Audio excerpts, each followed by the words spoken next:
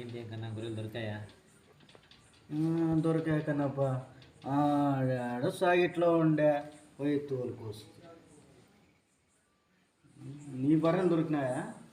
దొరికే ఏడ పొలాల్లో పడి వేస్తుంటే ఏదో దొరికొచ్చాను. ఏం గొర్రెలు ఏం బర్రెలు చదువుకోంటే మనకి తిప్పులు ఉండవు కాదు కదా.